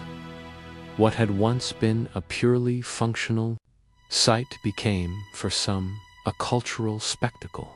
Attendants adjusted their services accordingly, sometimes amplifying aspects of the experience that appealed to outsiders: the massages, the scrubbing, the atmosphere of ancient ritual. The hammam, in this form, survived by becoming both a bathhouse and a performance of heritage. For the communities that still relied on hammams, these spaces carried layered meanings. They were at once practical, social, and historical. To bathe in a hammam in the mid-20th century was to feel both continuity with one's ancestors and a quiet resistance against a world that increasingly measured progress in terms of plumbing and private bathrooms. Even in decline, hammams preserved subtle aspects of Ottoman social life: the equalizing force of shared bathing, the quiet intimacies of conversation, the rhythms of heating and cooling, all carried on even if fewer people participated. In these domes, the sounds of running water echoed memories of centuries when the hammam was not just a building, but a heartbeat of community. Today, many Ottoman hammams stand in transformed roles. Some still function as public baths, maintaining their original purpose. Others have become tourist attractions, where visitors step into steam, not for necessity, but for curiosity. Some, carefully restored, operate as spas, merging Ottoman tradition with modern wellness culture. And some lie abandoned, their domes cracked, their marble stones cold, relics of a time when water and steam defined community life. Walking into a functioning hammam now is to enter a living echo. You still hear the splash of bowls against marble. You still see steam rising in shafts of light from pierced domes. Yet the conversations have shifted. No longer the murmurs of mothers planning weddings, merchants negotiating deals, or guild brothers strengthening bonds, but often the curious whispers of visitors comparing the experience to a hotel sauna. What remains is the architecture, the heat, the physical ritual of cleansing, but the deeper communal meanings are often faint, like water stains on old stone. And yet, even as modern life moved bathing into private bathrooms, the hammam endures. In memory and imagination, it survives in literature, where Ottoman poets described its pleasures. It lingers in proverbs and sayings about cleanliness and community. It appears in the inherited gestures of Turkish, Arab, and Balkan families who still mark weddings or births with communal baths in this way. The hammam is both present and absent, present in restored domes and spas, in tourist itineraries, and in continued rituals of bathing. Absent in the everyday lives of urban families who now bathe alone at home, quickly and efficiently, with the turn of a tap. You might find yourself wondering, what is lost when such spaces fade? Is it only a method of bathing, or something deeper? Quiet rhythm of gathering, the soft dissolving of differences in shared steam. The way stone and water once bound together the routines of empire. Story 5. The Quiet Scribes. How Ottoman bureaucrats filled endless ledgers. Section 1. The scribe's desk, ink, paper, and the silent machinery of empire. 1,500 to 2,000 words. If you were to walk into an Ottoman chancery office in the 16th or 17th century, you would not hear much noise. No clattering typewriters, no ringing telephones, no bustling clerks hurrying down corridors. Instead, you would encounter silence, punctuated by the faint scratching of reed pens against paper. The empire was vast, stretching from Hungary to Yemen, yet its reach was preserved in ink. Every decree, every tax, every military conscription passed through the hands of scribes who sat for hours at their desks, transforming spoken commands into lines of neat script. The scribe's tools were simple but indispensable. A reed pen, cut at just the right angle, determined the beauty and clarity of every line. Ink was mixed carefully, often from soot or gallnuts, to produce a deep black that would not fade across generations. Paper, imported from Venice or manufactured in Damascus, Cairo, and Istanbul, was smoothed with starch and polished with stones so that ink flowed evenly across the surface. The scribe's penknife, both for cutting nibs and scraping away mistakes, rested always nearby. A small sand-filled container or blotting material absorbed excess ink. Scribes sat not at towering desks, but often cross-legged on low divans or mats, with boards laid across their laps or small sloped tables before them. The work was exacting. Margins had to be even, script consistent, abbreviations standardized. Ottoman chancery script, Divani, was itself a creation of bureaucracy, fluid, elegant, yet intentionally difficult for outsiders to imitate, ensuring that official documents could not easily be forged. Its loops and curves filled the page with a kind of disciplined beauty, one that carried authority even before the words were read. The life of a scribe was shaped by routine. Hours passed in silence, broken only by the turning of pages or the clearing of a throat. A new decree might arrive from a provincial governor, reports of a tax shortfall in Anatolia, a dispute over land boundaries in the Balkans, or an appeal from a caravan guild in Aleppo. The scribe copied the information into a ledger, annotated it, and prepared summaries for higher officials. Thousands of such notes, covering every detail of imperial life, accumulated year after year. In them, you can see the empire breathing repetitively, like a chest rising and falling. Yet scribes were more than copyists. They were guardians of consistency. A misplaced word, a miscopied number, could mean confusion for tax farmers, misallocation of soldiers, or conflict between villages. Accuracy was not a matter of pride, but of survival for the system. The empire itself rested on the shoulders of men whose names rarely appeared outside the margins of the ledgers they filled. Training for scribes began young. Boys with good handwriting were identified, often from families with modest but respectable means. Apprenticeship under an experienced scribe involved endless repetition, copying letters, learning formulaic openings and closings, memorizing abbreviations, and mastering the polite turns of Ottoman bureaucratic language. One did not simply write, one learned how to structure sentences according to hierarchy. To address a provincial governor was not the same as addressing a janissary commander or a merchant guild. Each required the proper formula, a delicate balance of respect and authority.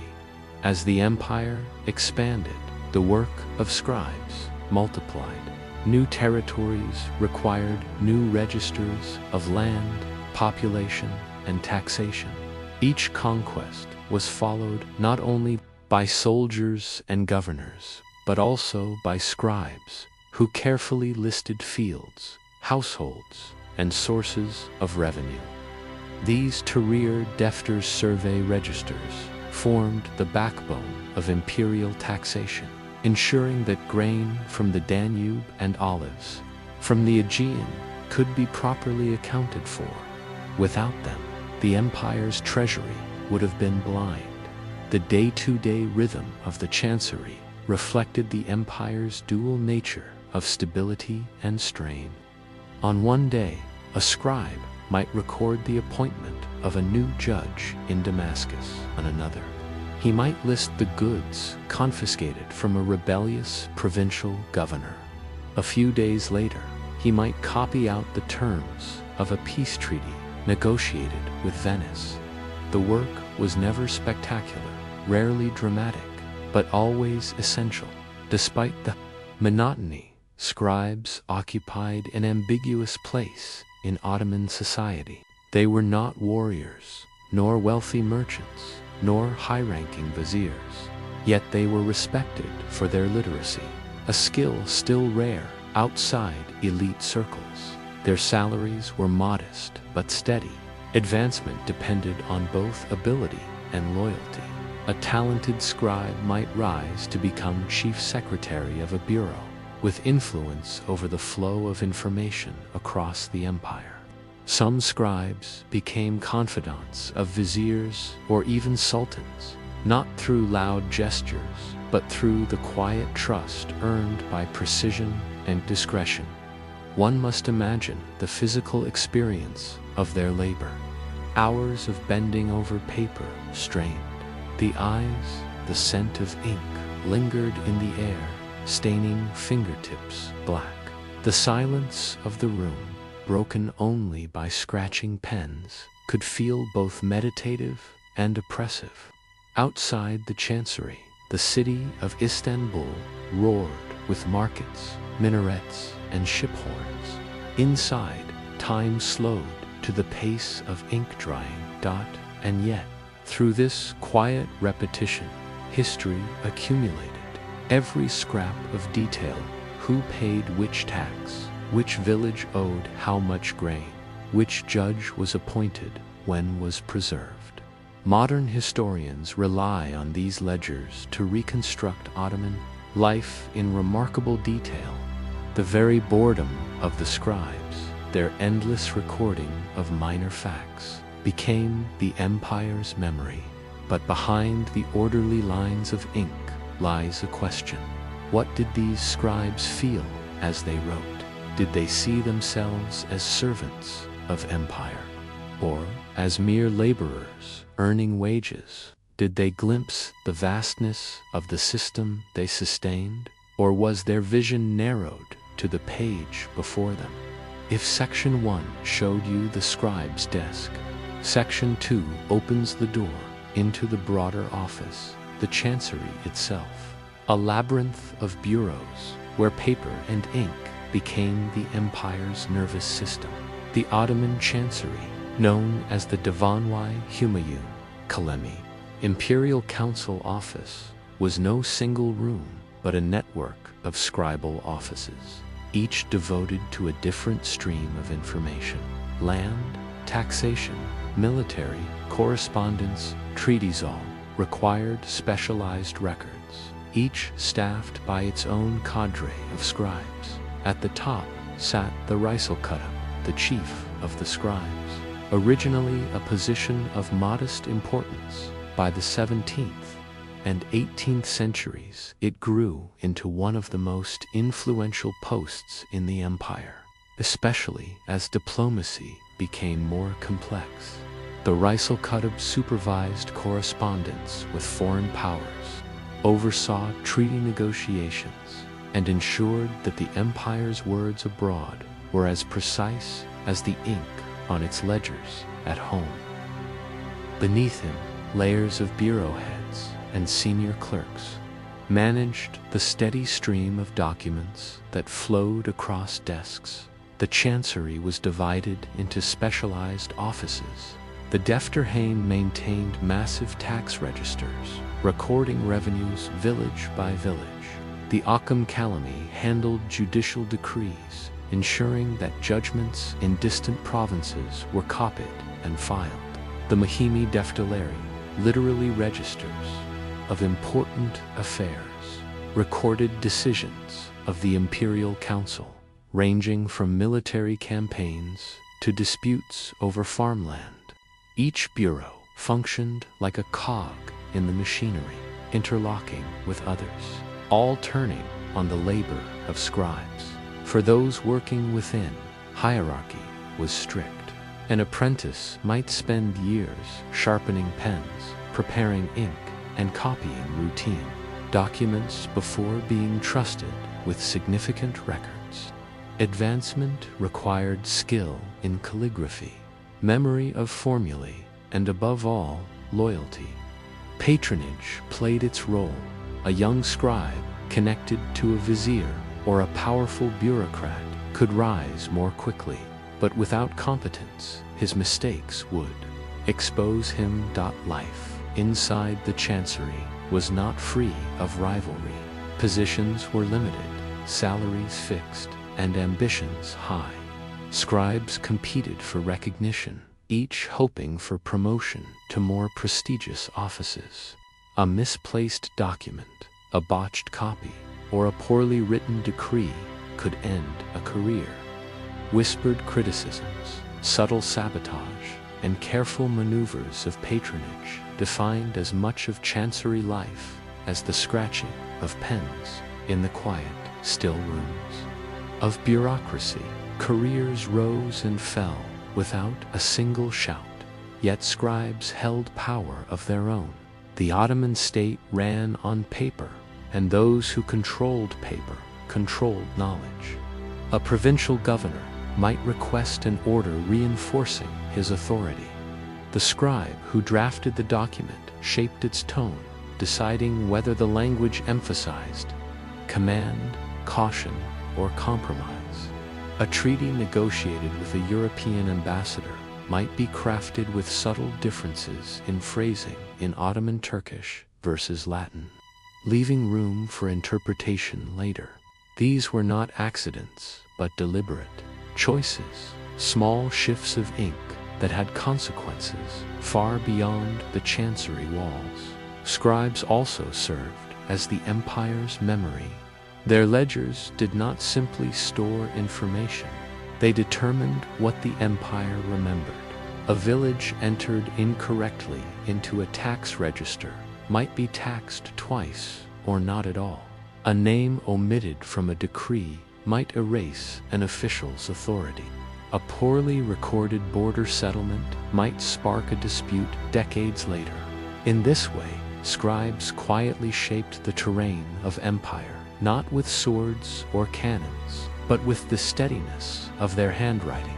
Despite their low public profile, scribes were part of Istanbul's intellectual fabric. Many studied poetry and calligraphy alongside their bureaucratic duties. Margins of ledgers occasionally carry practice lines of verse or decorative flourishes, reminders that behind the strict forms lay human hands that sought beauty. Some scribes moonlighted as copyists of manuscripts for private patrons, earning extra income while refining their calligraphic style. The chancery also reflected the empire's changing priorities.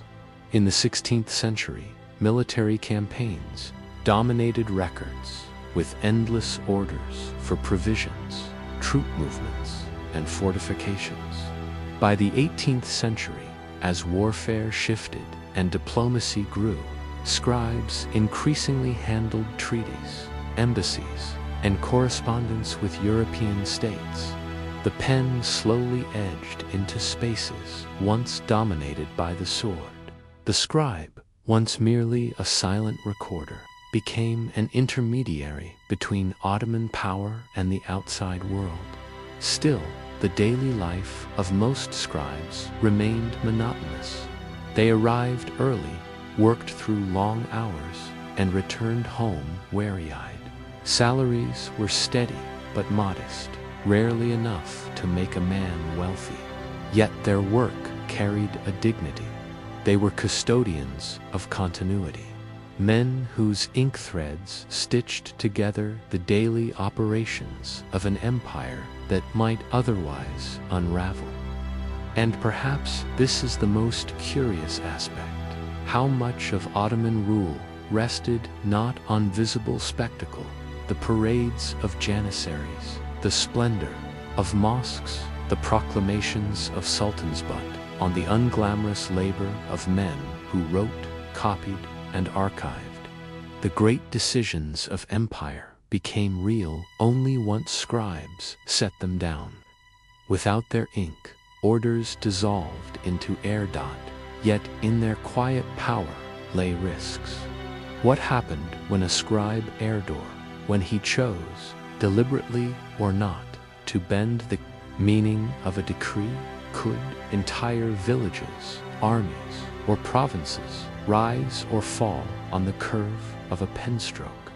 The Ottoman scribes, bent over their ledgers in quiet chancery rooms, could hardly have imagined that centuries later their work would remain one of the most valuable legacies of the empire. To them, the endless copying was routine, even tedious.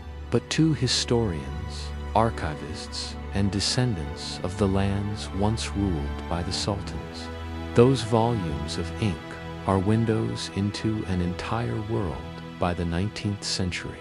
However, the life of the scribe had begun to change. The empire itself was shifting. Military defeats, reform movements, and the growing influence of European models of governance altered the machinery of bureaucracy.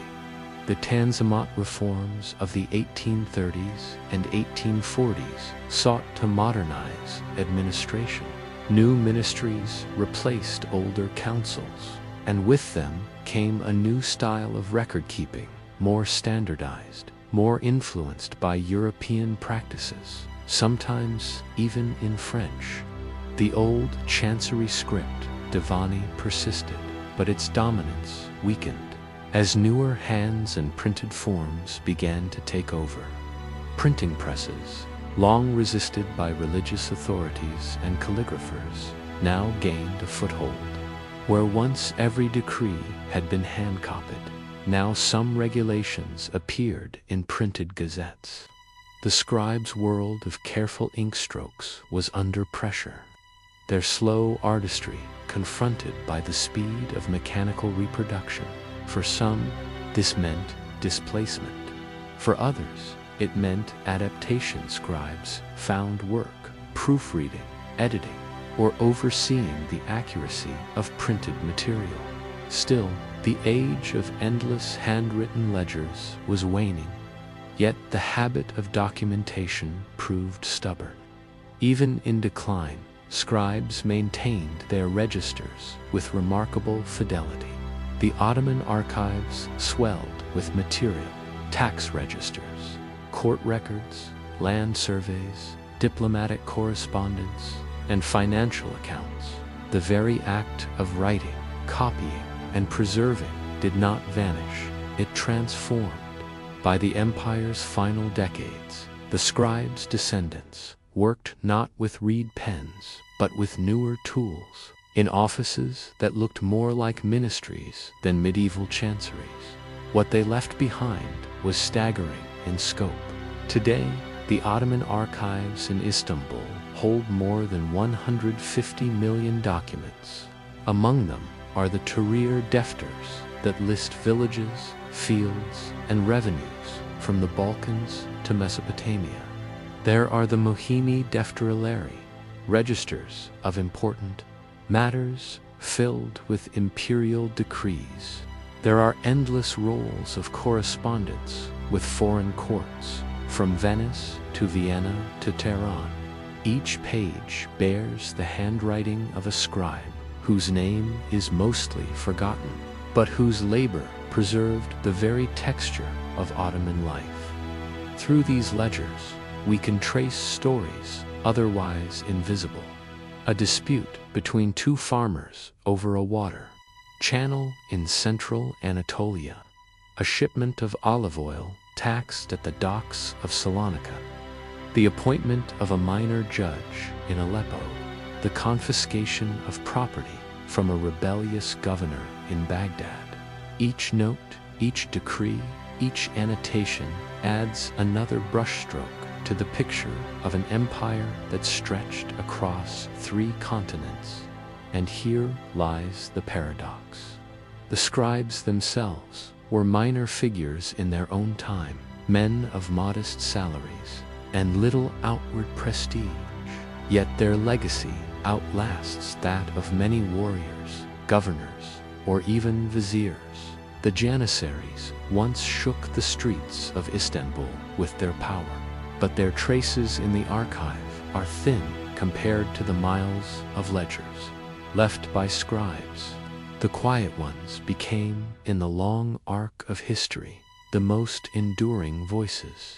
The work of scribes also reveals the fragility of empire. A single missing register can obscure entire decades of history for a region. A scribal error in a tax ledger might create confusion that spread across generations. In some cases, the deliberate alteration of records land, reassigned, taxes adjusted, names omitted served as a form of hidden politics, invisible in the moment, but decisive in shaping local lives. Ink, though silent, could wound as much as it could preserve. Today, scholars still consult these records, spending long hours in archives, much like the scribes themselves once did. The modern researcher squints at the same lines of Divani script, tracing numbers and formulas, reconstructing lives from fragments. In doing so, they echo the patience of the scribes, repeating their labor in a different key. The boredom that once defined the scribe's work has become the foundation of modern knowledge, even beyond the academy. The echoes of the scribes remain. Families seeking to prove land claims in the Balkans or the Middle East sometimes turn to Ottoman land registers. Cities looking to restore historic neighborhoods consult cadastral maps preserved by chancery scribes. Genealogists discover ancestors in pages of conscription rolls. The empire is gone, but its paperwork still governs the living. And perhaps this is the most remarkable lesson. Empires fall, armies scatter, rulers fade from memory, but the scribbles of ordinary clerks endure. Their ink outlasted cannons and palaces. Their handwriting became the empire's afterlife. When you picture an empire, you might imagine banners on battlefields, domes rising against the skyline, or the majesty of court ceremonies. But perhaps you should also imagine a small, dim room, the air heavy with ink, a scribe hunched over a page, copying yet another decree with patient precision. For it was in those moments of quiet repetition that the Ottoman Empire truly remembered itself. And so one wonders, if the future remembers us only through our paperwork, our records, our ledgers, what will our forgotten scribes have preserved of us? Story 6. Gardens, fountains, and the silent work of Ottoman gardeners, approaching an Ottoman palace, mosque, or medrase in the 16th or 17th century. Before reaching the doors, before even crossing the courtyards, you might first encounter a garden. These were not wild spaces, nor were they dense forests. Instead, they were planned, patterned, and maintained outdoor extensions of the empire's architecture. For every tiled dome and every marble column, there was also a garden path, a trimmed hedge, and a fountain gurgling into a stone basin. The Ottoman garden was a place of transition, a threshold between city and building, between dust and stillness. The moment you stepped into one, the noise of markets and streets began to fade, replaced by the ordered sound of water and birdsong. Paths were often laid in straight lines or gentle curves, edged with boxwood or low stone borders. Flower beds filled with tulips, hyacinths, and roses created bursts of color. Plane trees and cypresses stretched upward, their shade cutting the sun into dappled light. None of this occurred by chance. Every tree was planted, every flower tended, every fountain maintained by the quiet hands of gardeners' bostangs.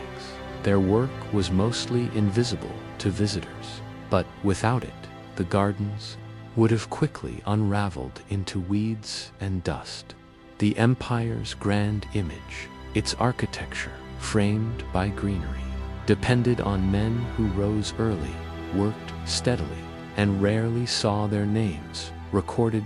Gardens in the Ottoman world were not only about beauty, they carried layers of meaning.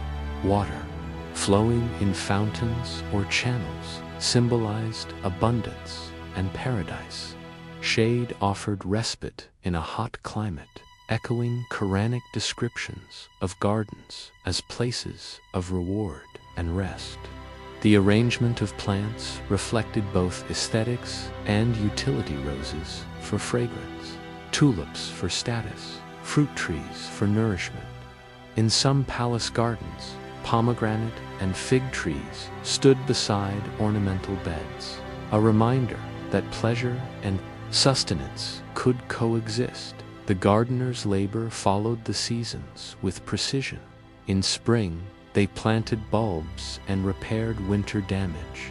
Summer required constant watering, especially before modern irrigation. Autumn brought pruning and preparation for the cold. Even winter demanded attention. Snow had to be cleared from paths, and delicate plants needed protection. Every day added its own small tasks: sweeping fallen leaves, patching stone basins, trimming branches before they grew unruly. The bostangs were organized as a corps, much like soldiers or scribes.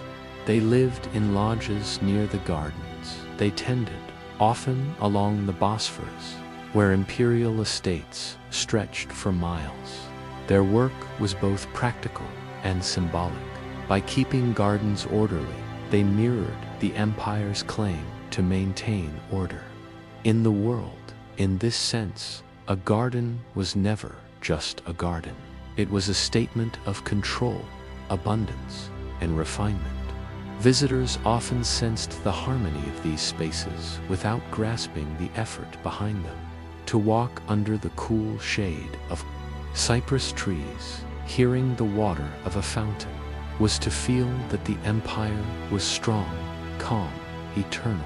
But this impression depended on hundreds of small, repetitive actions: a gardener replacing a cracked tile in a fountain, another clearing debris from a water channel, another cutting back overgrown vines. The beauty of stillness was the product of constant motion, hidden behind the scenes. For ordinary people, gardens were not always accessible. Palace grounds and elite estates remained private, but mosque courtyards and public fountains offered glimpses of green order to passersby.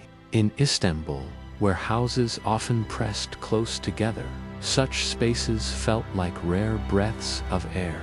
The sight of tulips blooming in orderly rows outside a mosque, or the sound of trickling water in a fountain basin, carried a subtle reassurance. Even in the crowded city, there was space for order, rest, and reflection. The symbolism of the Ottomans garden deepened in the 16th and 17th centuries with the rise of tulip cultivation. Tulips, imported from Central Asia and developed in Anatolia, became emblems of refinement. Court poets praised them, and gardeners cultivated them in countless varieties. By the early 18th century, the so-called tulip age turned them into a craze. But even before then, tulips had become the gardener's quiet masterpiece. To coax a rare bloom, to shape a petal just so, was to contribute to the empire's image of elegance. Still, for the gardeners themselves, life was less about symbols and more about routine. They carried water in buckets, bent their backs to weeding, sharpened their shears, and watched the sky for signs of frost or drought. Their work was unending, their presence often unnoticed. Yet without them, the empire's courtyards and palaces would have lost their carefully cultivated air of tranquility. And so the garden gate opened not just into a space of beauty, but into a world of labor and quiet resilience. The question lingers: if these gardens embodied the empire's order, what happened when disorder crept in, when gardeners faltered, when fountains dried, or when weeds pressed through cracks in the stone? Inside the walls of the Ottoman palace, mosque courtyard, or seaside estate, the gardener's bostings moved in silence. To most visitors, they seemed nearly invisible, blending into hedges and trees. Yet these men formed a highly organized corps, a living mechanism that sustained the empire's image of order and refinement. The Bostank, Okagi, the gardeners' corps, was no small matter. It was both a labor force and a military administrative body, numbering in the thousands at its height. Members of the corps were often recruited in ways similar to soldiers of the Janissaries, though their duties were different. They lived in lodges along the Bosphorus, in small barracks-like buildings that gave them quick access to imperial gardens, orchards, and pavilions. When not trimming hedges or watering flower beds, they served as guards for the Sultan's estates, patrolling riverbanks and keeping outsiders away from private grounds. Their daily routines were shaped by the rhythm of nature. At dawn, before the sun lifted above domes and rooftops, the gardeners began with water. Water was the most urgent task. Without it, tulips would wilt, roses would fade, and fruit trees would wither in the summer heat. Before mechanical pumps, water had to be lifted from wells or carried in buckets, poured into channels, or directly at the roots of plants. Larger gardens relied on aqueducts and cisterns, engineering feats inherited from earlier empires. But even then, someone had to guide the flow, open and close gates, clear blockages, and sweep out algae. Water was not only practical, but symbolic. Every fountain, every channel of flowing water represented abundance and harmony. A clogged pipe or dry basin was more than an inconvenience. It was an insult to imperial dignity. Thus, the gardener's constant watch over fountains was both humble maintenance and a defense of the empire's grandeur. Beyond water, there were plants to tend. The Ottomans loved order in gardens, and this meant endless trimming, pruning, and training of growth. Cypress trees were carefully shaped into slender columns. Vines were coaxed up wooden frames, sometimes to provide shade for a bench or walkway. Flower beds were weeded by hand. The gardeners bent, crouched, and moved in long rows, their hands stained with soil. Each plant carried meaning. Tulips were the jewels of the empire, demanding careful attention to soil, sun, and water. A poorly tended tulip bed could draw criticism, for tulips had become a reflection of courtly refinement. Roses carried spiritual resonance associated with beauty and with the Prophet Muhammad. Cypress trees stood as emblems of eternity, planted not only in gardens but in cemeteries, where their slender forms seemed to link earth and sky. To mismanage such symbols was no small failure. Fruit trees added another layer of responsibility. Pomegranates, figs, cherries, and apricots lined the orchards of palaces and estates. Their fruit provided refreshment for the court, offerings for guests, and at times gifts to be sent abroad.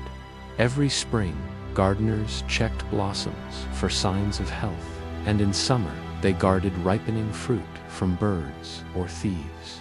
The act of presenting a perfectly ripened pomegranate at the Sultan's table began weeks earlier with a gardener inspecting roots, trimming branches, and adjusting irrigation.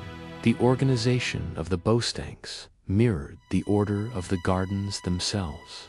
There were ranks and supervisors. The head gardener, known as the Boston Kabaki, was not simply a master of plants, but also a trusted servant of the Sultan. His authority stretched beyond the orchards. He oversaw waterways along the Bosphorus, monitored imperial estates, and sometimes even enforced discipline within the palace grounds. The cours was disciplined and hierarchical, reflecting the empire's broader structures. Tools filled their daily work: shears for pruning, small knives for grafting, wooden watering cans lined with tin, long-handled rakes for clearing leaves. These tools were simple, often handmade, yet they carried centuries of refinement in technique.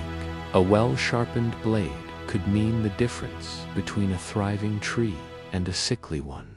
The gardeners cared for their tools with the same steady attention they gave their plants, sharpening edges, oiling handles, and passing knowledge down through apprenticeships. Seasonal festivals and imperial rituals occasionally drew attention to their work.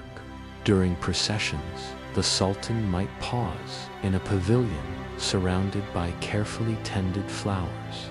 Guests from foreign lands were escorted through gardens that displayed Ottoman mastery of nature. In such moments, the labor of the bostanks emerged from invisibility into quiet recognition.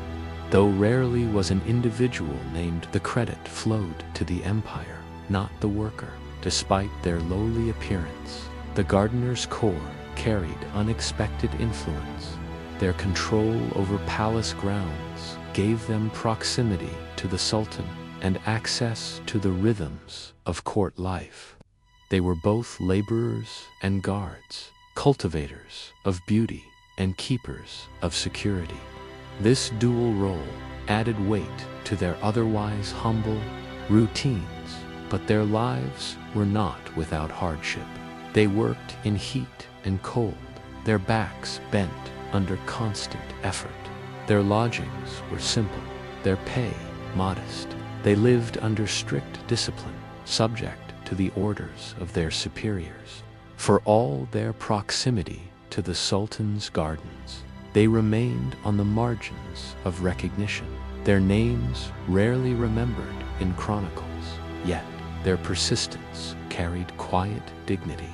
The act of watering a tree, of clearing a fountain, of planting bulbs for the spring, all these tasks wove together the fabric of Ottoman daily life.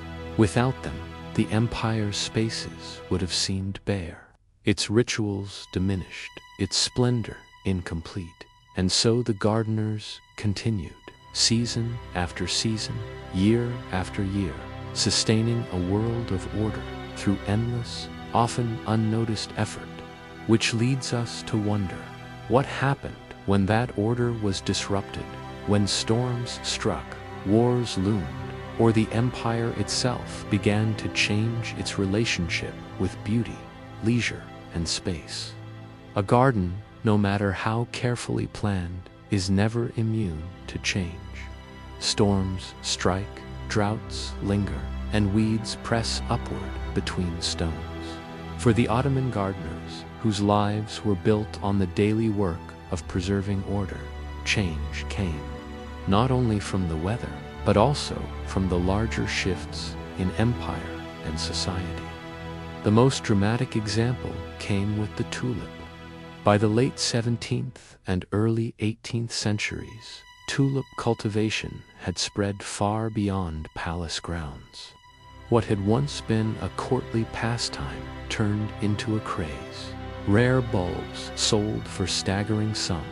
Poets compared tulip petals to silk and satin. Painters depicted their shapes with meticulous care. The early 1700s even earned a name, the Lail Devri, the tulip age. For the gardeners, this meant new demands. Beds of tulips multiplied. Each variety had to be labeled, watered, and protected. Certain prized tulips required unusual care-shaded cloths against harsh sun, precise watering schedules, soil prepared with particular sands or ashes. Gardeners bent their backs even lower, carrying buckets, measuring soil, and trimming away dying leaves. Their invisible labor propped up a culture of refinement that dazzled visitors but rested on fragile roots. The tulip age did not last. By the 1730s, political unrest boiled over into rebellion. The extravagance of tulip festivals, where lamps illuminated flowers in palace gardens and the elite strolled in embroidered robes, drew scorn from those who lived with hardship.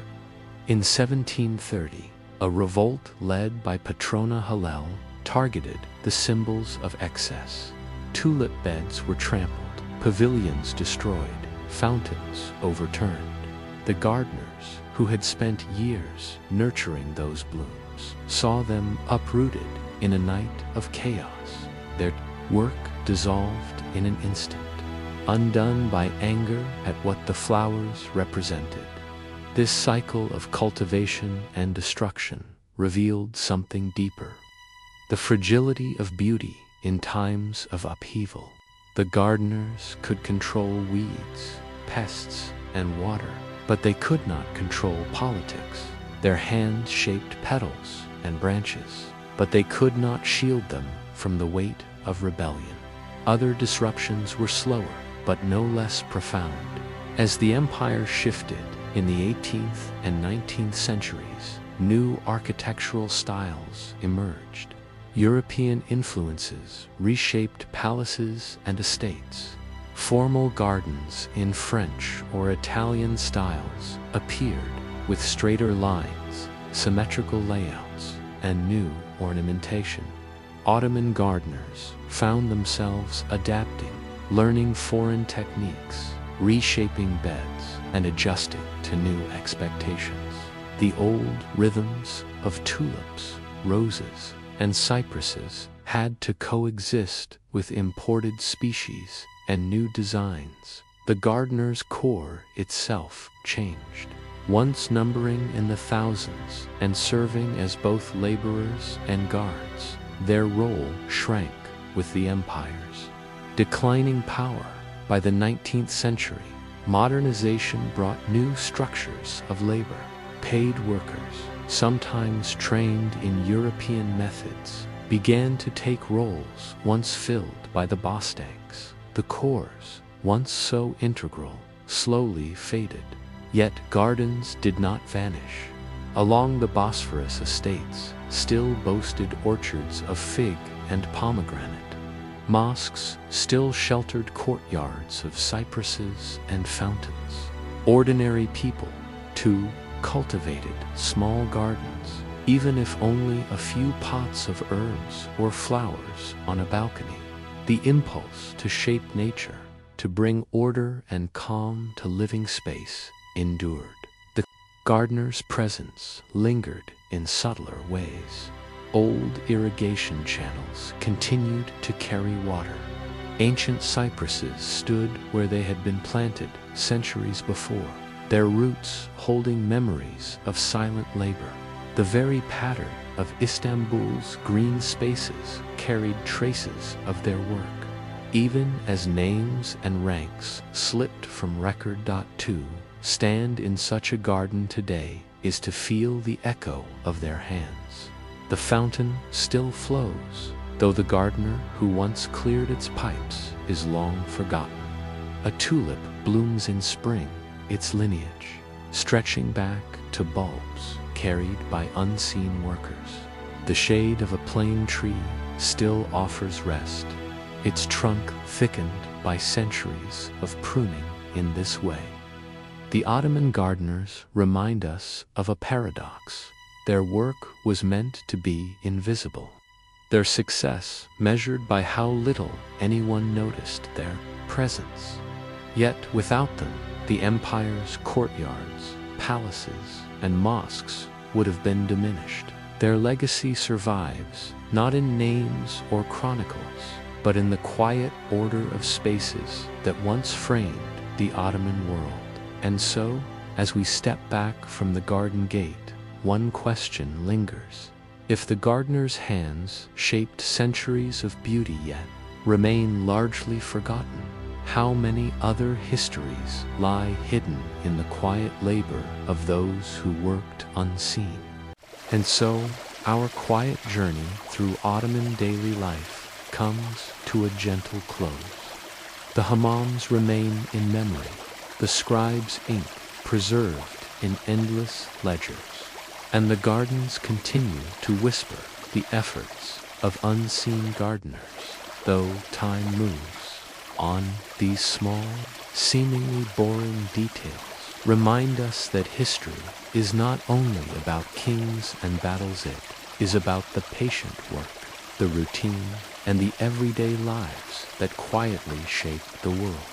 Thank you for joining Boring Pastimes, where even the dullest details tell the most enduring stories. Sleep well and let the past linger softly in your mind.